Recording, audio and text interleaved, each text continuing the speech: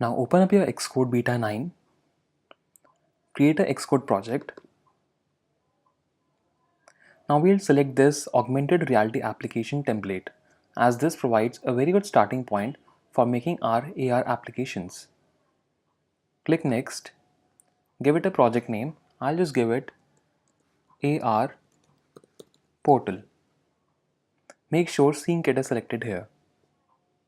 Click Next, then create the project. Now let's go to viewcontroller.swift.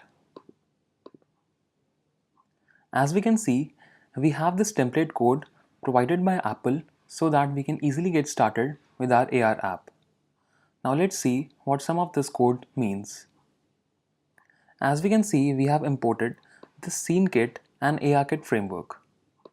Now what SceneKit framework provides us with the ability to create 3D objects.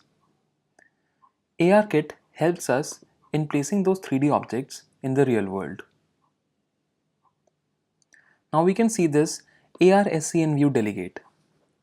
Now as the name suggests, AR is for ARKit and SCN is for SceneKit. What it does is, it provides us with some methods which combines the power and resources of these two frameworks, that is ARKit and SceneKit, and help us in making our augmented reality applications. I will explain about these methods when we get there. The next thing is this scene view, which is of type AR SCN view. What it does is, it provides us with a scene which displays a live camera feed in which we can place our virtual objects so that we can see them in real world through the camera feed. Now we have some code inside our viewDidLoad method, but we don't really need this code right now, so I'm just going to delete it. Now let's see what's inside this viewWillAppear method.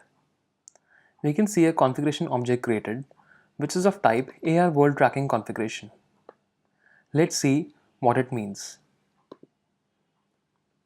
It says it is a configuration that tracks a device orientation and position and that detects real-world surfaces as seen by the device camera. Now what it means is, whenever the configuration is started, we get the information about the device orientation as well as some information about the real-world surfaces such as walls, tables, chairs, etc. We need this information about the real-world surfaces as we need to place our virtual objects corresponding to those real-world surfaces.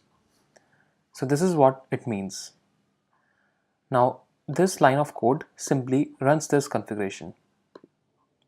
Now let's see what's inside this viewWillDisappear method. It contains a line of code which says sceneView.session.pause, which simply means whenever our view disappears, that is when we close our application, this session that we created earlier in this viewWillAppear method just pauses.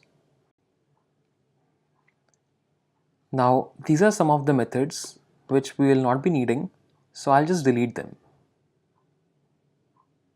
Till here. Now as I've explained you all the code in this template, let's start with building our application.